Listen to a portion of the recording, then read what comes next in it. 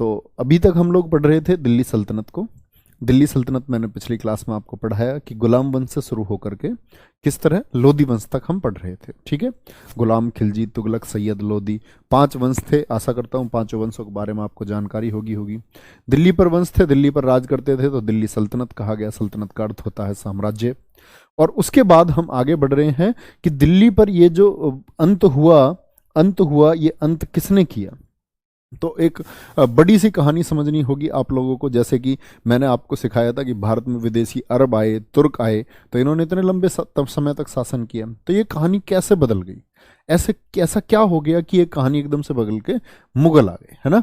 तो यहाँ आपको समझना होगा एक तरीके से। तो अगर मैं बात करूंगा भैया इंडिया की, अपने देश, महान देश भारत की, तो आपको कुछ चीजें ध्यान से समझनी होंगी।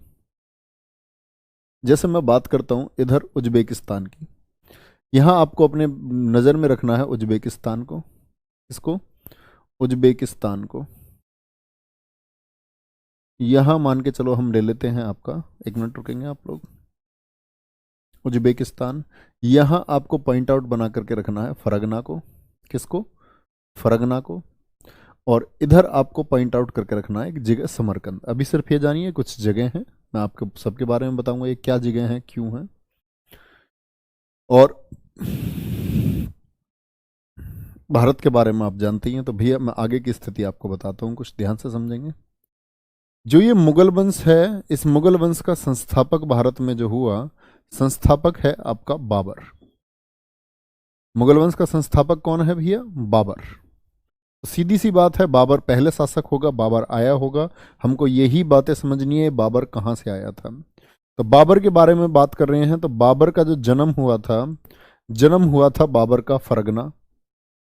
फरगना कहाँ है आपका? फरगना उज्बेकिस्तान में है, जो वर्तमान उज्बेकिस्तान है, वर्तमान उज्बेकिस्तान। ठीक है। और कब जन्म हुआ था इसका? वैलेंटाइन डे पर इसका जन्म हुआ था। यानी अभी जो बाबर का जन्मदिन आने वाला है, ऐसा समझो आप, 14 फरवरी को, 14 फरवरी 1483 को। ठीक है, 14 फरवरी 1483 को बाबर का जन्म हुआ, वैलेंटाइन डे पर। बढ़िया जन्मदिन है ना इसका, अभी आएगा, मनाने मत लग जाना कोई बाबर का जन्मदिन। चलो, तो फरगना में इसका जन्म होता है। ठीक है। और इसके पिता जो हैं, कहते हैं कि बाबर का जब जन्म हुआ तो इनके पिता अपने सिंहासन के लिए क्या कर रहे थे? संघर्ष कर रहे थे। अब दरअसल में बाबर है कौन?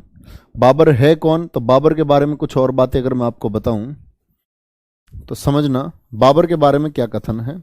एक तो इसका संबंध जोड़ा जाता है जो तैमूर लंग था, तैमूर लंग जो भारत आया 1398 में, और एक चंगेज खां जिसका आक्रमण अपनी अकलमंदी के चलते हुए किसने टाल दिया था?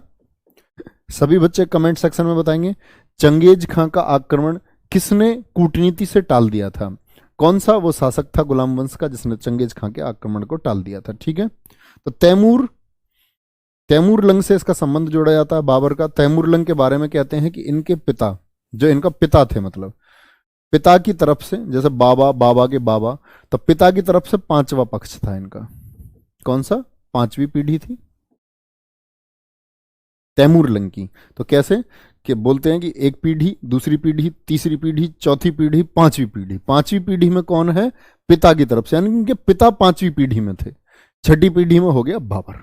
ठीक है।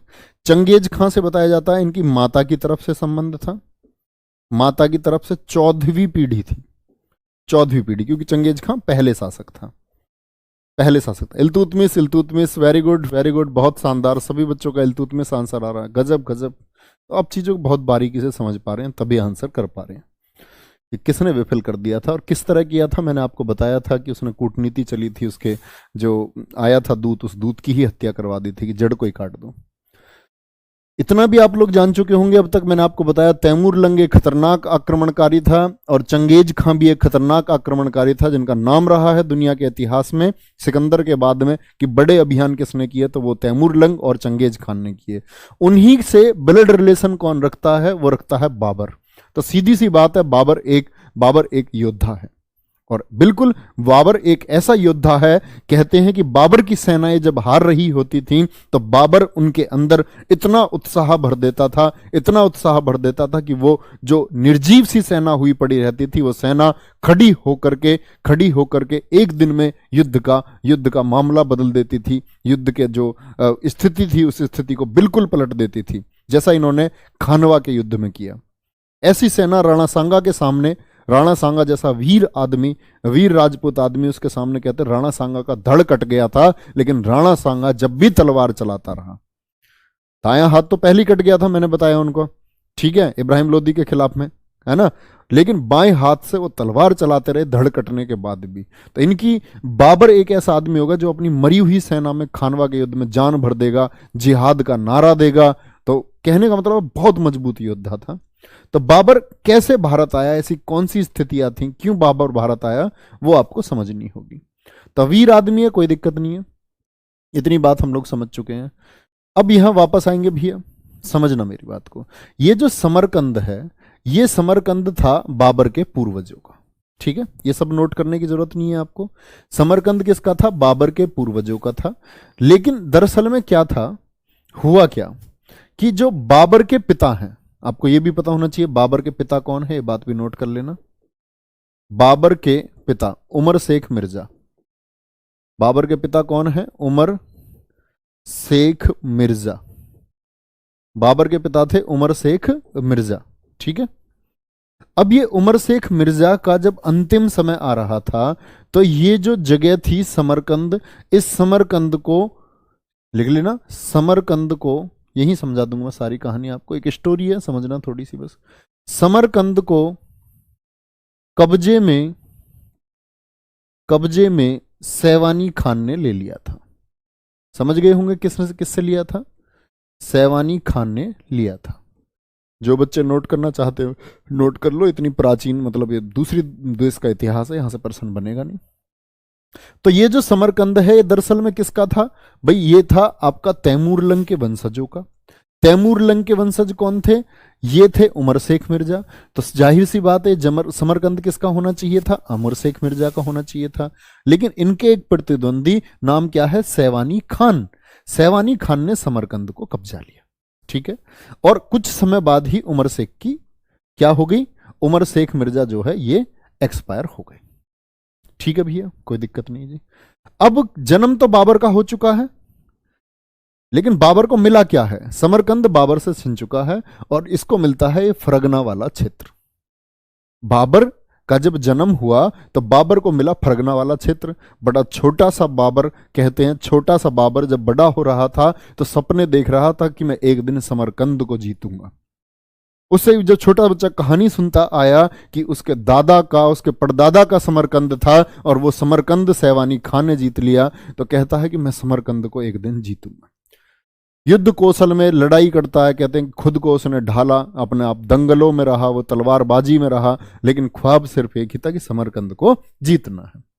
तो ऐसे ही बाबर भी बड़ा होता रहता है और इधर समरकंद पर ये लोग क्या सोच रहे हैं, ये लोग अभी सोच रहे हैं कि एक काम करो, ये क्या समरकंद इसका होगा, छोटा बच्चा, इस फरगना को इससे और ले लो। क्या करेंगे, समरकंद जगह का नाम है, इसको उज्बेकिस्तान में, कि इसको और ले लो। इस बात में फिर बाबर के क्रम शुरू होते हैं। बाबर जब थोड़ा सा बड़ा होता है तो आपको समझना होगा कि क्या किया बाबर ने। देखो यहां देखना, बाबर का समरकंद पर पहला आक्रमण, अब आप समझ चुके होंगे क्यों आक्रमण किया। पहला आक्रमण 1494 में। कितने साल का हुआ बाबर, जरा कमेंट सेक्शन में बताना, कितने साल का बच्चा हुआ है। 11 साल का। कहते हैं कि सबसे कम उम्र में दुनिया में कहीं और अपना अभियान लेकर के कोई चला तो वो सबसे कम उम्र का शासक बाबर था। शासक तो हिंदुस्तान के इतिहास में हालांकि अकबर सबसे कम उम्र में 13 वर्ष और कुछ महीने की उम्र में गद्दी पर बैठेगा, लेकिन कहते हैं कि कहीं विजय अभियान को लेकर के कोई चला था लेकिन असफल हो गया। समरकंद पर पहला आक्रमण इसने 1494 में किया, लेकिन क्या हो गया, असफल हो गया। बाबर का समरकंद पर दूसरा आक्रमण 1497 में, और बाबर हो गया भैया इस बार सफल। बाबर क्या हो गया इस बार सफल हो गया। इसमें बाबर की सहायता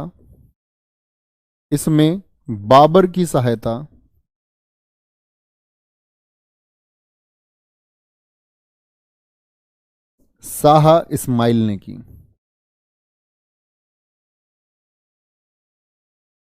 कौन व्यक्ति है जिसने बाबर की हेल्प की है? इसमें बाबर की सहायता शाह इस्माइल ने की। किसने की? शाह इस्माइल ने। तो ये बात आपको याद रख लेनी है। लेकिन दरअसल में हुआ क्या? शाह इस्माइल के साथ इसने गद्दी को तो, समरकंद को तो हथिया लिया, लेकिन वहां भी मतभेद था शिया और सुन्नी का। ठीक है, शिया और सुन्नी के इस मतभेद में कहते हैं कि शाह इस्माइल से इसके संबंध खराब हो गए, और इस समरकंद पर बाबर मात्र 100 दिन ही टिक पाया। 100 दिन बाद कहते हैं जनता भी बाबर के खिलाफ हो गई, और शाह इस्माइल से उसके संबंध खराब हो गए, और शिया सुन्नी मतभेद के चलते हुए वो इस पर कंट्रोल ज्यादा दिन नहीं रख पाया। तो यहां समझ रहे हो अब क्या होगा? तो यहां से बाबर को चलना पड़ेगा, बाबर को यहां से अब जाना पड़ेगा। तो देखो ध्यान से समझना मेरी बात को। अब मैं बताऊंगा उस समय के भारत की स्थिति क्या थी।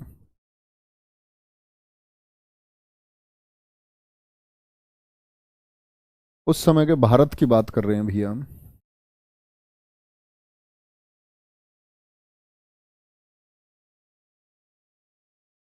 इधर से समझो, ये आपका सिंध क्षेत्र है। कौन सा क्षेत्र है? सिंध क्षेत्र है सारा, काबुल, कांधार। इधर मैंने बता दिया आपको फरगना है, उज्बेकिस्तान फरगना। इधर मैंने बताया आपको क्या था, इधर था आपके इसके साइड में हटता हुआ समरकंद।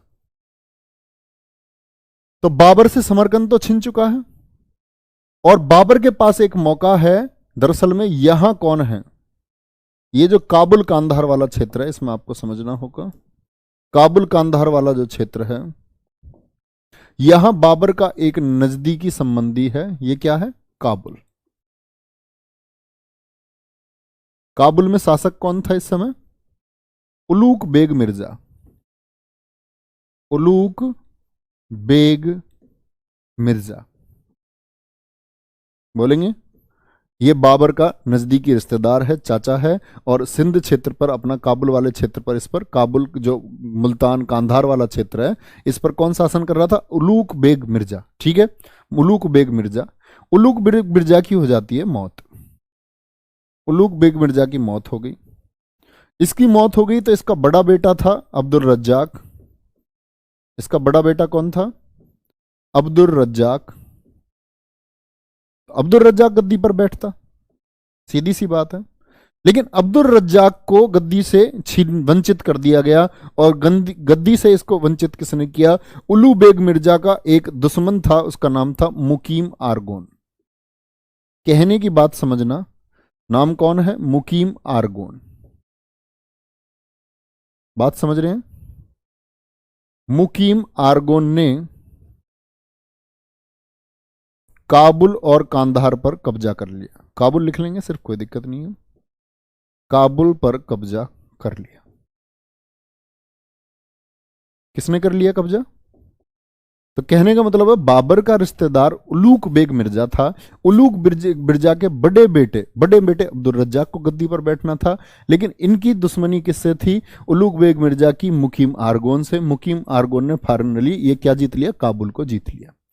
इधर बाबर से तो समरकंद छिन चुका है, और इधर इसके चाचा से क्या छिन चुका है? इसके चाचा से छिन चुका है आपका ये काबुल वाला क्षेत्र, कांधार वाला क्षेत्र। तो अब बाबर के पास इधर तो ऑप्शन नहीं है, तो बाबर सोचता है कि इधर ही चल दूं। तो बाबर मदद करने आता है किसकी? बाबर मदद करने आता है अपने चाचा के लड़के, मतलब अब्दुल रज्जाक की, और अब्दुल रज्जाक की हेल्प में वो हराता है मुकीम आरगोन को, और वापस सिंहासन डलाता है किसको? अब्दुल रज्जाक को, और उसके साथ में खुद भी यहां एक्टिव हो जाता है। यानी इस वाले क्षेत्र पर कौन आ चुका है? इस समय बाबर आ चुका है। समझ रहे हैं बाबर भारत की सीमाओं तक कैसे पहुंचा? ठीक है, ध्यान से देखेंगे। सर जी बाबर का शासनकाल क्या था आप भूल गए? मोनू शर्मा। भैया जी मैं आपके हाथ जोड़ रहा हूं, प्लीज मैं आपको बताऊंगा कि बाबर का शासनकाल क्या था, पढ़ लो। भूला नहीं हूं मैं बाबर का शासनकाल। अभी तो बाबर भारत में आया ही नहीं है, शासनकाल पहले बता दूं इसका। आएगा बच्चे, आएगा। मनु शर्मा मेरे दोस्त मनु है, मोनू है, मोनू सोनू, देख लो ध्यान से। फुर्ती मत करो, उछलो मत, इतने इतने ज्यादा नहीं उछलना चाहिए। तो क्या बोला मैंने कि ये आ चुका है इधर, कौन? बाबर। तो समझ रहे हो बाबर भारत के समीप कैसी स्थितियों में आया है, क्योंकि जब उससे समरकंद छिन गया। आ गया भैया यहां। इतने में ही कहते हैं कि यहां जो था आपका समरकंद को किसने कब्जाया था, अब कमेंट सेक्शन में बताओ फटाफट से, अब पता चलेगा बुद्धि कौन कौन बच्चे ध्यान से क्लास सुन रहे थे। समरकंद में शासक कौन था जिसने इसके पिता से समरकंद को छीन लिया था? फटाफट से कमेंट सेक्शन में बताएंगे सभी बच्चे कि जो बाबर के पिता से समरकंद को छीना था वो कौन व्यक्ति था? सैवानी खां। सैवानी खां, ठीक है। सैवानी खां की मौत हो जाती है कब? जब बाबर कहां है आपका? बाबर है काबुल क्षेत्र में। कहां है? काबुल क्षेत्र में। अब यहां आपको सिर्फ एक लाइन याद रख लेनी है, अपने नोट्स में जो लिखना है, अपने नोट्स में लिखना, बाबर ने 1504 में काबुल और कांधार को जीता। काबुल और कांधार को जीता। ये सारी कहानी बस आपको रिलेट रखनी है कि काबुल और कांधार कैसे आया था। इसके चाचा का यहाँ शासन था, उलुग बेग मिर्जा का, उसकी मदद की थी उसके बेटे की इसने, और बाबर ने फाइनली किसको? काबुल और कांधार को जीत लिया था, ठीक है। किसको हरा करके? मुकीम आर्गोन को हरा करके। सैवानी खान जब मर जाता है तो बाबर के पास वापस मौका मिलता है, बाबर वापस जाता है समरकंद। बाबर कहता है मुझको समरकंद तो चाहिए चाहिए।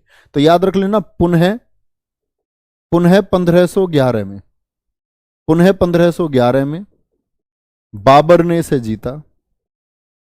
बाबर ने इसे क्या, ये लिखना, बाबर ने समरकंद को जीता। अब क्या हुआ था कि वही शाह इस्माइल जिसके बाबर के संबंध बिगड़ गए थे, उसी शाह इस्माइल के साथ बाबर के संबंध अच्छे हो गए, और फिर से इसकी मदद की थी किसने? शाह इस्माइल ने। भाई संबंध ऐसे हैं, बिगड़ते बढ़ते चलते हैं, ठीक है। शाह इस्माइल ने मदद की थी, शाह इस्माइल की हेल्प से इसने 1511 में किसको, क्या बोलोगे भैया जी? समरकंद को जीत लिया था। ओके, कोई दिक्कत? फिर से संबंध बने। अब आप कहेंगे जी संबंध कितने दिन रहे, संबंध कितने दिन रहे? तो ये कहते हैं कि जो शाह इस्माइल से इसके संबंध थे फिर से मतभेद हो गए। ये शाह इस्माइल और इसकी दोस्ती नहीं होकर दे रही क्या जी, बार बार बिगड़ रही है। हो जाता ऐसा कई बार, ऐसा कई बार हो जाता है, ठीक है। सर जी मैं अभी अभी क्लास में आया हूं, प्लीज शुरू से पढ़ा दो। बड़ा यहां से मारता हूं मैं, यहां से ये चौंच बन रही है ना, इससे मार लगाता हूं। यार जी मैं लेट आया हूं, शुरू से पढ़ा दो, बाद में कर लेना बेटा क्लास, कोई दिक्कत नहीं।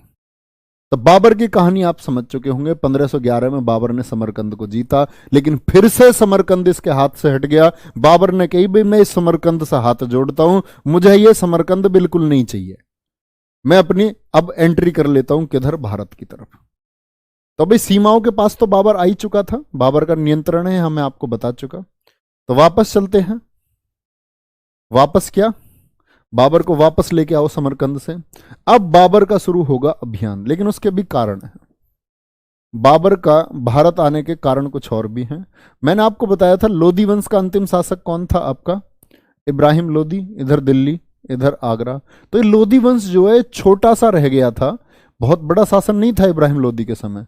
और इब्राहिम लोधी को बेचारे को वैसे ही संघर्ष झेलना पड़ रहा था, संघर्ष का सामना वैसे ही करना पड़ रहा था इसको। क्यों जी? क्योंकि इसके समय पर देखो ये सिंध है,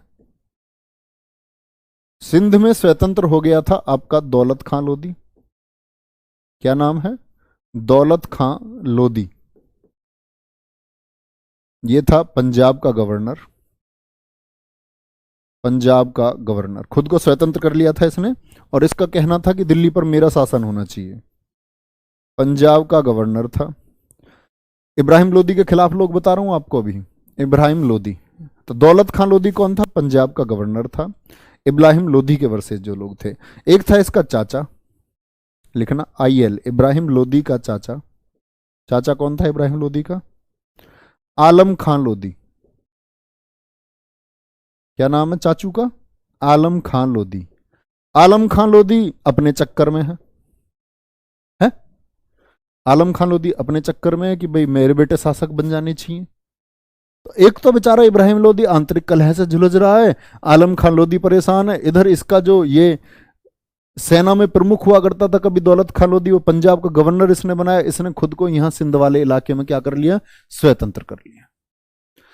तो बाबर को जो बुलाया, अब ये लोग तो इतने ताकतवर नहीं है कि इब्राहिम लोदी को हरा पाए, तो बाबर जो बुलाया वो किस किसने बुलाया? इब्राहिम लोदी के खिलाफ बुलाया। तो यहां अब सीधी सी बात आएगी, लिखना पहले इस बात को, इब्राहिम लोदी से पहले भी क्या भारत बाबर सीधे आएगा? तो कुछ छोटे छोटे फैक्ट है, लिखना। बाबर का पहला आक्रमण, अगर भारत की सीमाओं में पूछा जाए ना, बाबर का भारत पर पहला आक्रमण, अब आप कहानी समझ जाओगे सारी, ऐसी आप उम्मीद करूंगा। आक्रमण, जो पहला आक्रमण हुआ बाबर का, वो पहला आक्रमण हुआ 1518-19 में। कहां? पेशावर। पेशावर भारत में पड़ता था स्थलीय, और पेशावर में ये किसके खिलाफ था? इसने यूसुफ जई जाति के खिलाफ। इसी जाति की महिला से ये शादी भी करेगा, यूसुफ जई जाति पर। तो यूसुफ जई जाति कहां निवास करती थी? पेशावर वाले क्षेत्र पर।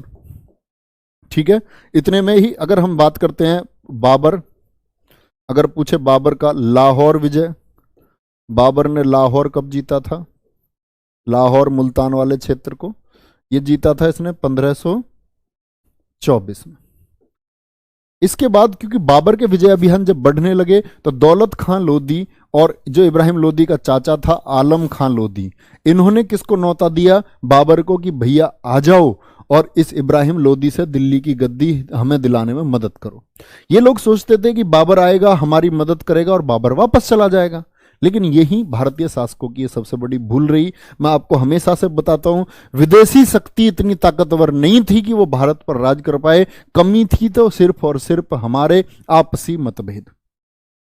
इधर राणा सांगा भी है, मत भूलना, इधर राणा संग्राम सिंह जी भी हैं, जो आपका कहां है? मेवाड़ में। ये भी सोच रहे हैं कि मैं दिल्ली की गद्दी पर जाऊं। इब्राहिम लोदी तो बेचारा फंसा हुआ है, और उस समय बाबर विदेशी है। आपको ये नहीं देखना है कि इब्राहिम लोदी भी मुस्लिम है या बाबर भी मुस्लिम है, आपको देखना उस समय इब्राहिम लोदी हमारे देश का है और उस समय बाबर एक विदेशी है। ठीक है, तो इस तरह इन लोगों ने किसको बुलाया? किसको बुलाया बोलेंगे एक बार? ये बुला लिया जी इन्होंने, किसको? बाबर को। और बाबर भारत में आएगा तो प्रमुख 4 आक्रमण लगेगा, बाबर के 4 युद्ध लिखना। फिर चारों युद्धों के बारे में स्पेशल बात जो भी है मैं बताऊंगा आपको। बाबर के 4 युद्ध। तब बाबर भारत आएगा 1526 में। कब आएगा बाबर? नंबर 1 जगह छोड़ देना थोड़ी थोड़ी सी, 4-4, 5-5 लाइन छोड़ देना, पहले वाले में 4-5 लाइन कम से कम छोड़ देना। पहला लड़ा उसने पानीपत का युद्ध, पानीपत का युद्ध 4-5-6-7 लाइन छोड़ देना, है ना, बाकी में बेशक से 2-2 लाइन छोड़ देना। पानीपत का युद्ध, उसके बाद में इसने लड़ा क्या? खानवा का युद्ध, खानवा का युद्ध। चलो पहले 2 के बारे में समझ लेते हैं, फिर चंदेरी के से युद्ध लड़ेगा और लास्ट में क्या लड़ देगा? आपका घाघरा का युद्ध लड़ेगा। तो बाबर शुरुआत में आया, बहुत बढ़िया बच्चे, वेरी गुड। तो फिर से बताऊंगा एक बात को, बहुत बढ़िया, मजा आ गया, मजा आ गया। अब देखो क्या था, बाबर, बाबर का जन्म हुआ था, फिर से एक लाइन में कहानी सुना रहा हूं, सुनना। बाबर का जन्म हुआ था अफगानिस्तान में, उसके पूर्वजों का था फरगना के बराबर में, जहां उसका जन्म हुआ था समरकंद। तो बेचारे उस बाबर को मिलना चाहिए था वो, लेकिन वो बाबर से किसने छीन लिया? बाबर के पिताजी से, सैवानी खान ने। सैवानी खान ने जीता तो बाबर ने बार बार प्रयास किए समरकंद को जीतने को, लेकिन कमेंट सेक्शन में मुझे ये बताओ, क्या बाबर फाइनली अंततः सफल हो पाया था समरकंद को जीतने में या नहीं? तो आपके दिमाग में एक चीज होनी चाहिए कि बाबर ने जीता तो कई बार, लेकिन सफल नहीं हो पाया, सफल नहीं हो पाया। तो उसके बाद फाइनली वो आपका मुल्तान कंधार की तरफ क्यों मूव किया? उधर उसके चाचा की मौत हो गई, तो उधर उसके चाचा से सिंहासन को छीन लिया गया, है ना। और उसके बेटे की मदद के लिए वो इधर भारत की सीमाओं की तरफ बढ़ा। और भारत की सीमाओं की तरफ बढ़ा तो भारत में उसको किसने बुलाया? एक तो दौलत खां लोदी ने, और किसने? आलम खां लोदी ने। क्यों? क्योंकि वो इब्राहिम लोदी के खिलाफ थे। इब्राहिम लोदी के खिलाफ क्यों थे? क्योंकि इब्राहिम लोदी दिल्ली की गद्दी पर है। जिसके खिलाफ, जिसके पास गद्दी है, उसी के खिलाफ लोग होंगे। बहुत बढ़िया। नहीं नहीं नहीं भाई, इतनी चीज समझाना चाह रहा था, वो आप समझ गए। पानीपत का युद्ध लड़ा गया 21 अप्रैल 1526 को। 21 अप्रैल 1526 को किस किस के बीच लड़ा गया? इधर तो बाबर आ गया, बाबर के साथ वो लोग होंगे ही जिन्होंने बाबर को बुलाया है, मतलब आलम खां लोदी हो गया और दौलत खां लोदी हो गया। और बाबर के विरोध में कौन है आपका? इब्राहिम लोदी। IL का लिखने का मतलब इब्राहिम लोदी। हारा कौन है? इब्राहिम लोदी हारा और बाबर जीता। बाबर के 4 युद्धों में याद रख लेना, बाबर चारों युद्ध जीता था। बाबर चारों युद्ध जीता। तो ये तो बात ही खत्म हो गई, जीता कौन था? चारों युद्ध जीता था। तो पानीपत के पहले युद्ध में कौन जीत गया भैया आपका? क्या बोलेंगे? बाबर वर्सेस इब्राहिम लोदी था। जीत किसकी होती है? जीत होती है बाबर की। लेकिन इस युद्ध में किसका प्रयोग हुआ? लिखना, इस युद्ध में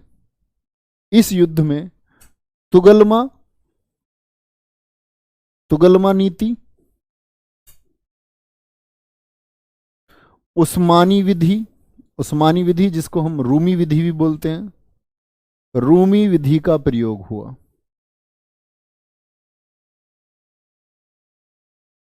पूछा जाता है किस युद्ध में, या पानीपत के प्रथम युद्ध में किस नीति का अनुसरण किया था बाबर ने? तुगलमा नीति का, उस्मानी और रूमी विधि का प्रयोग किया। ये तुगलमा नीति जो बाबर ने सीखी थी भैया किससे? उज्बेकों से। उज्बेक वही लोग हैं जिन्होंने समरकंद पर कब्जा कर लिया था।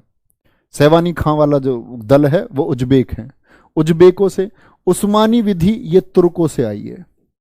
दिमाग में प्रश्न आना चाहिए कि ये क्या है दरअसल में तुगलमा नीति। तुगलमा नीति का मतलब था जैसे सेना भेज दी आगे को, तो इकट्ठे एक साथ सेना ना भेज करके, सारी सेना एक साथ ना भेज करके कुछ सेना को रिजर्व रखो, कुछ सेना को रखो पीछे की साइड जो लड़ेगी नहीं, फुर्ती नहीं दिखाएगी, चुप बैठी रहेगी शांति से। वो सेना कब जाएगी? वो सेना निकल के जाएगी जब अगली एक टुकड़ी थक रही होगी और उस टुकड़ी को तुरंत पीछे कर लिया जाए। तो सेना को क्या है? एनर्जी देने के लिए तुगलमा नीति बोलते हैं, ठीक है। और ये उस्मानी विधि क्या थी जी? ये थी तोप सजाने की विधि। तोप किस तरह होंगी, तोप किस तरह लगाई जाएंगी, तोपों से हमला कैसे होगा, तोप सजाने की जो विधि थी कि भाई टैंक समझो, टैंक इधर खड़ा होगा, इधर नहीं खड़ा होगा, है ना। और इसके पास, बाबर के पास थी 24 तोप। तोप लेकर के आया था भैया, 24 तोप थी इसके पास। कितनी थी? 24 तोप थी। सेना बड़ी छोटी सी, 15,000 की सेना मात्र। और इधर इब्राहिम लोदी के पास 1 लाख की सेना। लेकिन बाबर की कुशल रणनीति की वजह से कौन युद्ध जीत जाता है? स्वयं बाबर जीत जाता है।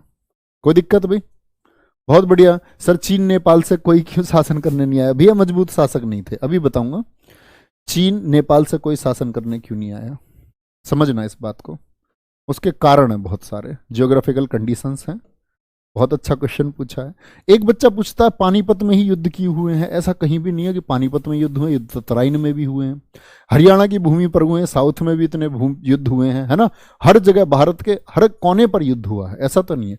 फिर भी बड़े युद्ध हम ये कह सकते हैं पानीपत में हुए हैं। तो जो बड़े युद्ध हैं ये पानीपत में ही क्यों हुए हैं, इसके कारण है भैया, समझ लेना थोड़ा सा। तो अगर मैं बात करता हूं इंडिया की, भारत की, तो भारत मैंने आपको बताया जो कोई भी आया वो कौन से दर्रे से? 2 दर्रे थे, एक तो खैबर दर्रा, है ना, और एक था आपका गोमल दर्रा। अरब और तुर्की यहीं से आए। देखो इधर तो पानी है, पानी से तो आ नहीं सकते, इधर पहाड़ियां हैं, चीन और नेपाल के क्यों नहीं आए भैया? हिमालय पार करके आना बहुत मुश्किल है। इधर आते तो इधर मुस्लिम साम्राज्य। तो यहां समझो, ये लोग जब खैबर दर्रे से आते थे तो, और यहां थी दिल्ली, सबका टारगेट ही दिल्ली होता था।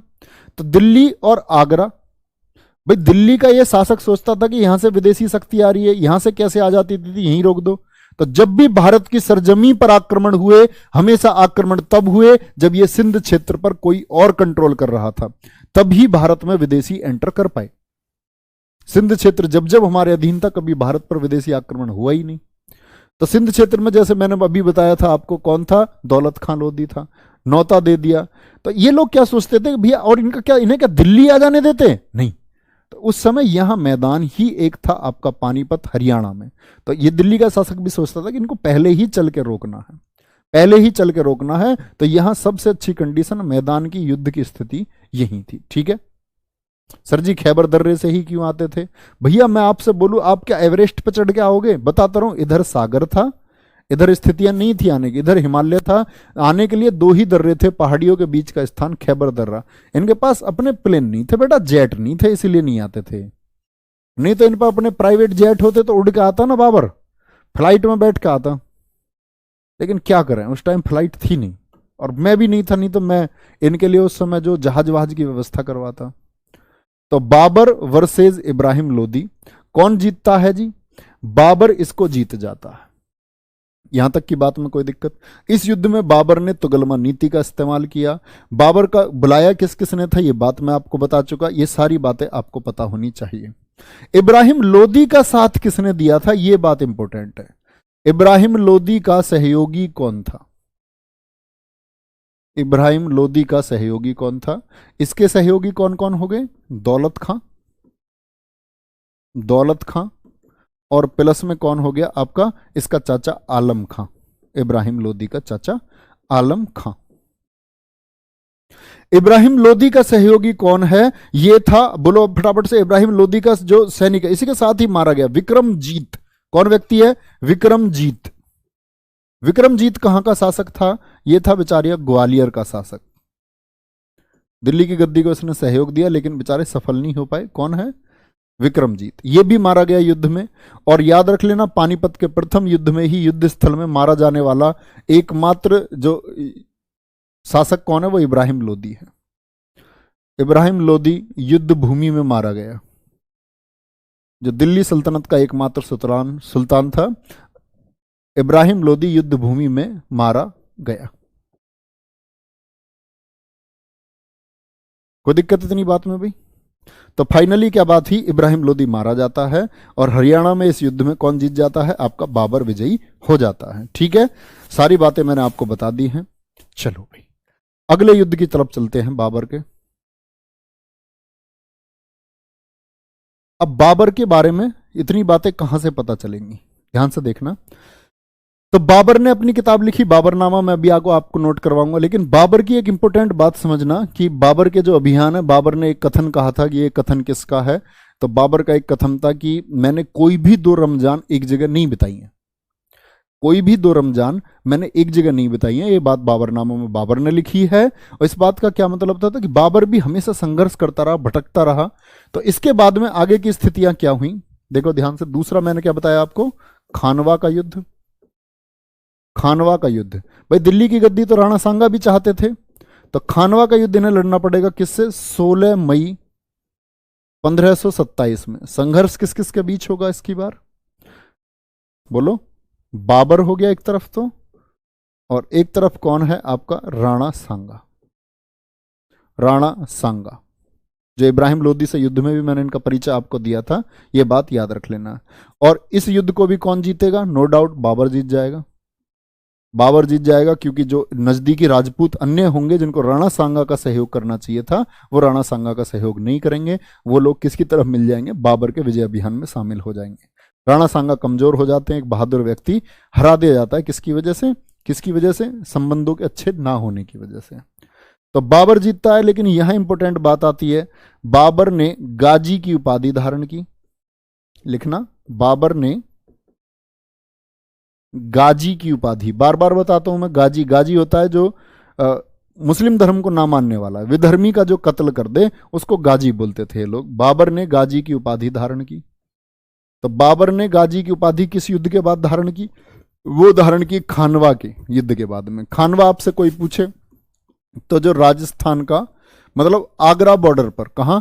आगरा सीमा पर राजस्थान में कहां पड़ता है आपका? ये पड़ता है खानवा, जैसे पानीपत पड़ता है आपका हरियाणा में। तो बाबर ने गाजी की उपाधि कब धारण की? तो ये बोलना खानवा के युद्ध के बाद। जिहाद का नारा बाबर ने कब दिया? जो मैं आपको अभी बता रहा था, वह बाबर जिसने एक सेना, जो शुरुआत में पलटा भारी था राणा सांगा का, लेकिन राणा सांगा के इस बहादुरी के चलते कहते हैं कि इसने जिहाद का नारा दिया। जिहाद मतलब अब आपको सबका कत्ल कर देना, मुस्लिम धर्म की इसने वहां ये बोल देंगे कि स्लोगन चलाए कि मुस्लिम धर्म को हमें बढ़ाना है, हम लोग गाजी हैं हम लोग विधर्मियों को कत्ल करने के लिए पैदा हुए हैं। तो वहां इसने स्पीच दी लोगों के बीच में।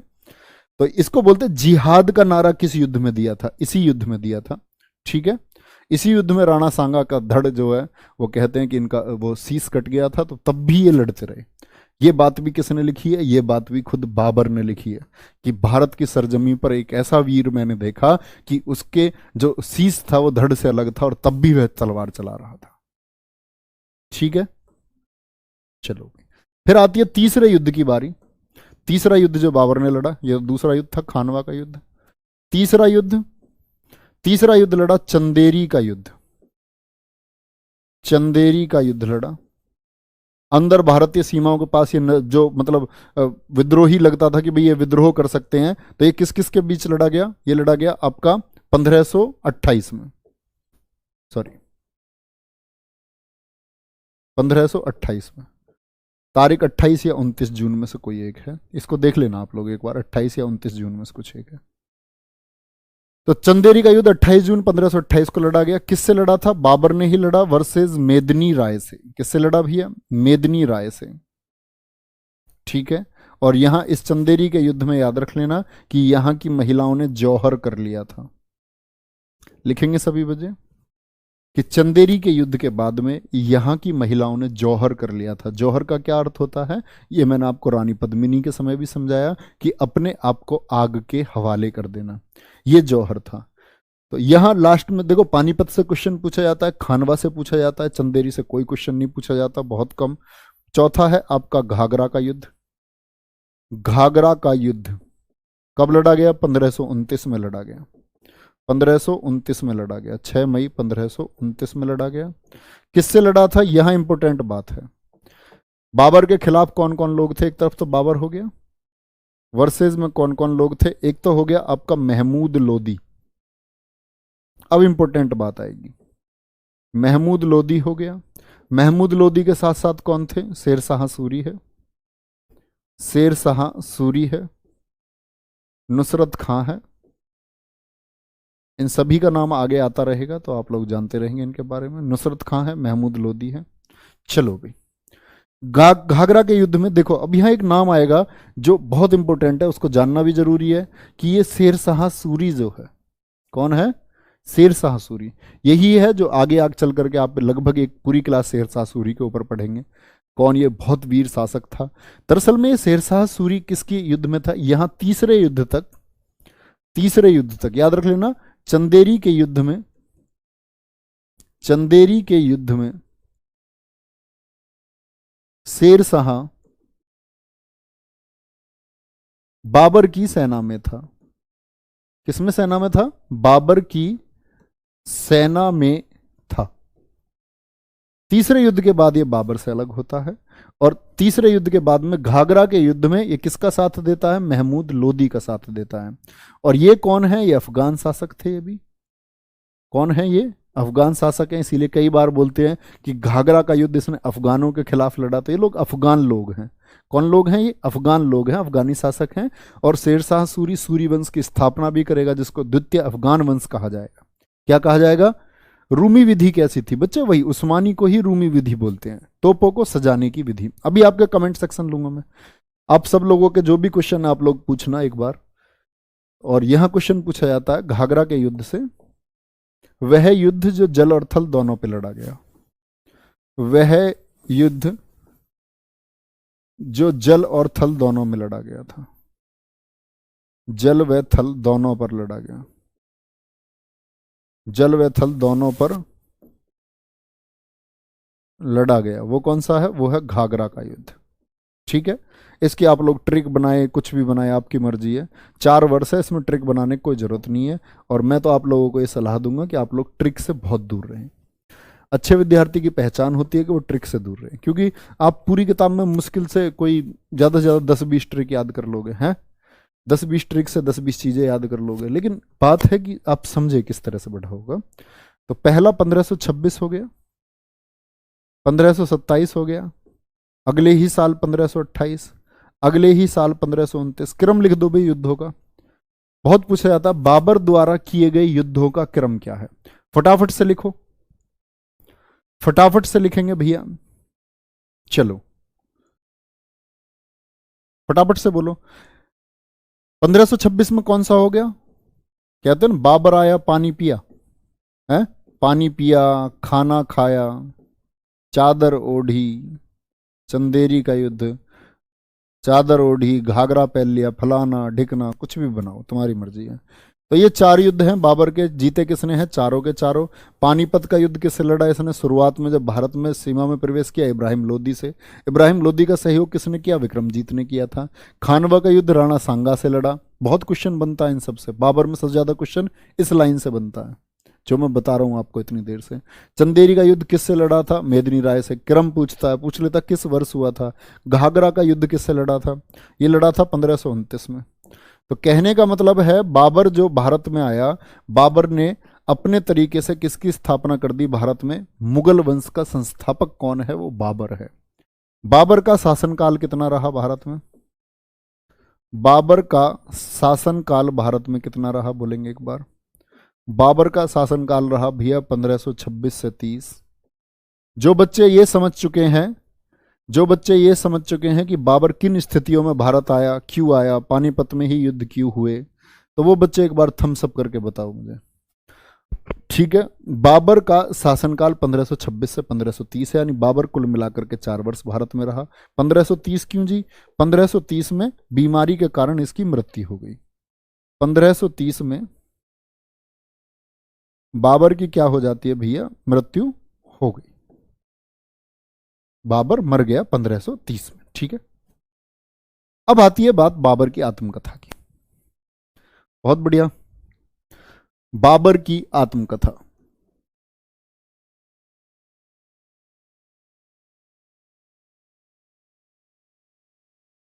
बाबर की आत्मकथा का नाम है बाबरनामा, तो जो कि बाबरी भी बोलते हैं इसको, बाबरनामा। तो जो कि बाबरी भी कहीं लिखा मिले तो कोई दिक्कत नहीं है। बाबरनामा, बाबरनामा किसने लिखी है, पहली बात तो आत्मकथा हो गई तो मतलब सीधी सी बात है कि खुद ने ही लिखी होगी। आत्मकथा का मतलब ही होता है खुद लिखना। और ये पहला शासक है, पहला शासक है किसका, मुगल वंश का, जिसने अपनी आत्मकथा लिखी। ठीक है, तो पॉइंट बना करके लिखना, आत्मकथा लिखने वाला पहला मुगल शासक। इसके बाद में जहांगीर लिखेगा तो जो के जहांगीरी, लिखने वाला पहला शासक वो कौन है, बाबर है। भाषा क्या थी इसकी, तुर्की भाषा में लिखी गई। किस भाषा में, तुर्की भाषा में।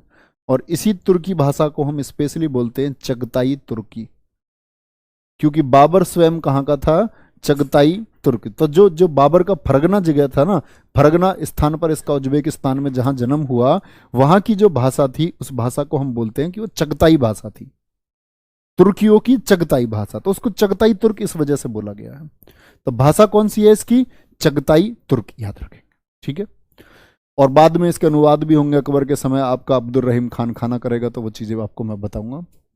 दूसरी बात, दूसरी बात है आत्मकथा हो गई इसकी चगताई तुर्क में। और चगताई तुर्क विधि की एक इंपॉर्टेंट बात सुन लो, ये चगताई तुर्क जो है ये एक परंपरा का पालन करते थे। सुनने की बात है, इनकी परंपरा थी कि जब तक बाप जिंदा है तब तक बेटा गद्दी पर नहीं बैठेगा।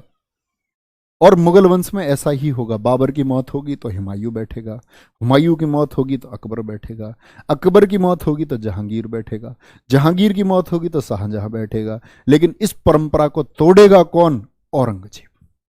औरंगजेब कहेगा मैं नहीं मानता भैया, इस परंपरा को अपने घर रखो, है ना। तो चगताई तुर्कों की एक परंपरा थी, तो याद रख लेना, जो इस क्रम को बिगाड़ा था वो किसने बिगाड़ा था, वो औरंगजेब ने बिगाड़ा था। एक बात आती है, बाबर का मकबरा कहां है, बाबर का मकबरा।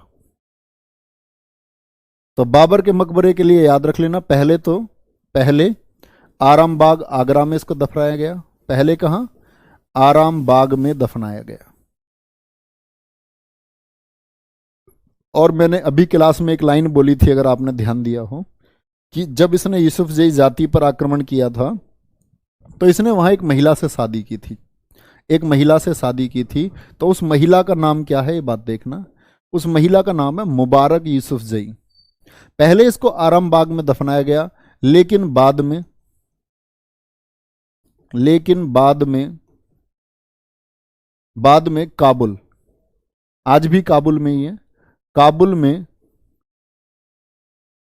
काबुल में मुबारक, क्या नाम बताया मैंने आपको, मुबारक यूसुफजई, मुबारक यूसुफजई। यूसुफजई ने खुदवाया सबको, बाहर निकलवाया और कहाँ ले गए, काबुल ले गए। यूसुफजई ने रखवाया।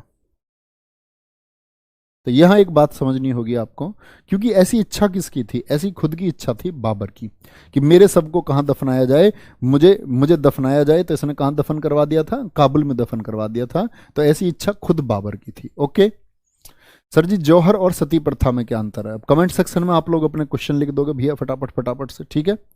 और एक याद रख लेना, बाबर के साथ एक प्रसिद्ध कवि भी आया था, उस कवि का नाम है अब्दुल फरीदी। कमेंट सेक्शन में लिखो भैया आपके क्या डाउट है। अब्दुल फरीदी। तो अब्दुल फरीदी किसके साथ आया था, बाबर के साथ में आया था। और कल की क्लास में हम पढ़ रहे होंगे हुमायूं, हुमायूं किस तरह असफल रहा, कैसे वापस चला जाएगा, कैसे अकबर का जन्म होगा, है ना, कैसे शेर शाह सूरी आएगा, तो उनके बारे में कल हम पढ़ रहे होंगे। बहुत बढ़िया गुरुजी, आगरा में हुई थी क्या बाबर की मृत्यु? बिल्कुल ठीक है। सती प्रथा और जौहर में क्या अंतर है? जौहर बच्चे किले की महिलाएं होती थी, उन्हें लगता था अपनी अस्मिता बचाने के लिए कि आक्रमण हुआ है, तो वो इकट्ठे खुद को आग के हवाले कर देती थी। सती प्रथा का मतलब है पति की चिता पर बैठ करके खुद एक अकेली, ठीक है, पति एक, तो उसकी चिता पर अकेली महिला का बैठना, ये सती प्रथा है। जौहर का मतलब होता था सामूहिक रूप से। ठीक है, बहुत बढ़िया। नेक्स्ट आगे। इतने जिहादी शासक हुए तो हिंदू बचे कैसे? हिंदू बेचारे करते रहे अपने, कुछ कन्वर्टेड हुए, बहुत सारे लोग कन्वर्टेड हो गए बेचारे जो लोग थे, कुछ लोग चापलूस बने, कुछ लोगों ने संघर्ष किया, कुछ लोगों ने अपनी जान दी, कुछ शहीद हुए, इस तरह बचे। सर बाबरनामा किस भाषा में लिखा था? बच्चे बता चुका हूं। अभी तो संभाल लूंगा तेरी जुल्फे, अभी तो उलझा पड़ा हूं पानीपत, और क्या लिख रखा है इसने, वक्त आएगा तो संभाल लूंगा तेरी जुल्फे, अभी तो उलझा पड़ा हूं पानीपत और तराइन के युद्धों में। बहुत बढ़िया, नो डाउट है सर, नो डाउट, बहुत बढ़िया। बाजौर का युद्ध किस किस के बीच हुआ था, प्रिया पूछ रही है। बाजौर का युद्ध गुड़िया इसके जो भारत अभियान इसने किया, तो भारत अभियान से पहले इसने 4 अभियान किए थे। एक तो लाहौर का अभियान, जैसे मैंने आपको बताया, यूसुफजई जाति पेशावर के खिलाफ, उससे पहले इसने एक बाजौर का अभियान किया था, है ना। और बाजौर का अभियान इसने किया था आपका 1516 में। चलो,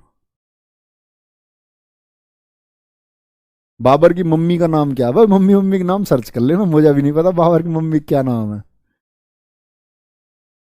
बहुत बढ़िया। बाबर की मृत्यु लड़ाई में हुई है बीमारी में? बता दिए बच्चे अभी, बीमारी में। सर जी पूछने में डर लगता, आप गुस्सा हो जाते हो। अरे नहीं यार, गुस्सा थोड़ी होता हुआ ऐसा, मैंने तुम्हें बता तो दिया। कोटा फैक्ट्री जीतू भैया क्या कहता, वो ये कहता डांट नहीं रहा हूं, समझा रहा हूं, समझो बात को फिर। सैया भी खां भी रुको, बाबर और उनकी बहन को धोखे से मार दिया था, ऐसा सीरीज में दिखाया था। भैया सीरीज की बात मत बताओ यार, सीरीज वाले तो क्या क्या दिखा देते हैं। नाटकों धारावाहिक के धारावाहिक जो दिखाए जा रहे हैं, देखो रामायण जब आई, मैंने बताया ना, सीता को आग के हवाले कर दिया था, लेकिन सच्चाई तो ऐसी नहीं है। लेकिन रामानंद सागर में लोगों ने देखा कि राम ने अग्नि परीक्षा ले ली सीता की। बताओ, देवता पर उन्होंने प्रश्न चिन्ह लगा दिया, जैसा वास्तव में कहीं भी नहीं था। आप लोग रिसर्च करेंगे तो आपके भी ज्ञान के चक्षु खुलेंगे, ये आने वाले समय में खुलेंगे, जब अभी नहीं खुलेंगे, क्योंकि अभी लोग आप डिपेंड हो, सर्च करा हाँ भाई अकबर कौन है, उसने जो अकबर दिखा दे फिर आप उसे पूछते हो। टीवी में देख लिया, अच्छा सम्राट अशोक ऐसा लड़ा था जी, उसका ये नाम दिखाया। धारावाहिक पर कभी विश्वास न करें, वो लोग तो यार मसाला ऐड करते हैं, मसाला ऐड करते हैं, मजा कैसे आएगा, तो सीधे सीधे दिखा देंगे, फिर कैसे बात बनेगी। गजे बाबरी नहीं, सीधा आपको पढ़ना, आप गजे इलाही, जो मैंने जितना बताया उतना पढ़े। फिरोज शाह तुगलक की माँ जेला बीवी लिखवाया है, और अरे वही जेला उसी का नाम है, वो राजपूत थी, बिल्कुल ठीक है, हिंदू थी, मैंने बताया था वहां भी तभी भी। बाबर की आधिकारिक भाषा क्या थी? फारसी। मुगल सल्तनत में बताऊंगा कि अकबर कैसे प्रयास करेगा इसके लिए, और समस्त दरबारी भाषा को फारसी भाषा बनाएगा वो। No doubt, no doubt, no doubt. बहुत बढ़िया। सर जी बाबर पहला शासक है जिसने तोप का प्रयोग किया, बिल्कुल ठीक है। शेरशाह सूरी ना, बस शेरशाह सूरी आ तो जान दो, बताऊंगा वो सड़क ए आजम है। उसको जीटी रोड नाम, एक अंग्रेज गवर्नर आएगा ऑकलैंड, वो उसका नाम जीटी रोड रखेगा। पहले ही पूछ रहा है सब कुछ शेरशाह सूरी से पहले है। इतिहास के कितने प्रश्न बन सकते हैं? इतिहास के आपको 3 से 4 क्वेश्चन मिलेंगे यूपी पुलिस के एग्जाम में, श्योर मिलने वाले हैं। ठीक है ठीक है, चलो सही है भाई, कोई दिक्कत नहीं। एक बच्चा कह रहा है यूसुफ जई जाति गलत लिखा है, हाँ लिख दिया होगा शायद। यूसुफ जई यहाँ लिखा है कहाँ? फिर से लिख देता हूँ, गलत लिखा होगा। छोटे ऊ बना दिए होंगे मैंने दोनों। ठीक है, ऐसे लिखा जाएगा सही। बड़ा ध्यान देते हो।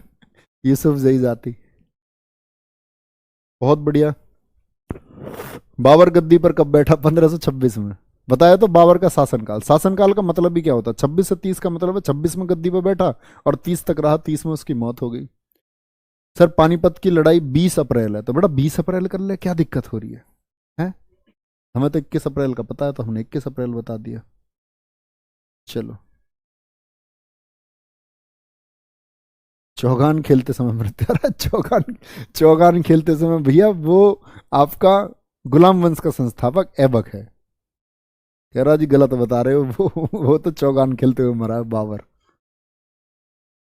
तोप कहां से आई सर उस समय? बेटा मैंने बना के दी थी इन्हें, ये मेरे पास आए थे 1526 में। मैं उस समय पर अफगानिस्तान वाले, उस अखंड भारत वाले हिस्से में था। तो ये लोग मेरे पास आए, बोलने लगा बाबर जी मैं इंडिया जा रहा हूँ, और इंडिया में वो इब्राहिम लोदी मारना। मैंने मार जाके इब्राहिम लोदी को। कह रहा जी कैसे मारूं? मैंने 24 तोप लेके जा। कह रहा जी तोप कहाँ से आएंगे? तो मैंने रातों रात, एक रात में इनको तोप बना के दी थी 24 तोप मैंने इनको रात रात में इंतजाम करके दे दिया, और अकेले अपने हाथों से बनाई थी मैंने वो 24 की 24 तोप। सबसे बड़ी बात तो ये है, कोई मजदूर नहीं लगाया मैंने उसमें। हाँ सिक्के के लिए इसने शाहरुख सिक्का चलाया था, बहुत अच्छा क्वेश्चन है बच्चे का। एक सिक्के के लिए मैंने आपको बता दिया, सिक्के के लिए मैं क्लास अलग से कराऊंगा आपको। सारे शासकों के सोने के सिक्के किसने चलवाए, अकबर ने कौन कौन से सिक्के चलवाए, कहीं भी मैं सिक्के का जिक्र नहीं करूंगा बीच में। शेरशाह सूरी ने रुपया आज के वर्तमान स्वरूप के रुपए को चलाया, नहीं बताऊंगा मैं, क्योंकि सिक्के के लिए मैं आपको कह चुका हूँ, सिक्के के लिए क्लास में आपको अलग से कराऊंगा। ठीक है, वेरी गुड। मेरे सवाल का जवाब क्यों नहीं? अब तू ऐसी जगह पे यहाँ भैया सवाल लिख देता तो ज़्यादा ठीक रहता ना, है मालिक? तो इतने में पढ़ के उत्तर दे देता। चलो, कलंदर की उपाधि, ये अच्छा क्वेश्चन है, ये चीज हमने मिस की है। बाबर ने कलंदर की उपाधि पानीपत के पहले युद्ध में धारण की थी। पानीपत के पहले युद्ध में, लिख लेना बच्चे इस बात को, पानीपत के पहले युद्ध में नोट्स में लिख लेना, बाबर ने कलंदर की उपाधि धारण की थी। किसकी? ये अच्छे बच्चे होते हैं। कलंदर की उपाधि कब धारण की थी? तो क्या बोलोगे? पानीपत के पहले युद्ध को जब जीता था बाबर, तो वहां बाबर ने कलंदर की उपाधि धारण की थी, गाजी दूसरे में। ओके चलो ठीक है, कल बात करते हैं बाबर के कितने बेटे, कितनी बेटी, कितनी बहू, और बाबर की कितनी साली थी, इनके बारे में कल बताता हूं मैं आपको। Okay bye bye, take care, जय हिंद, जय भारत।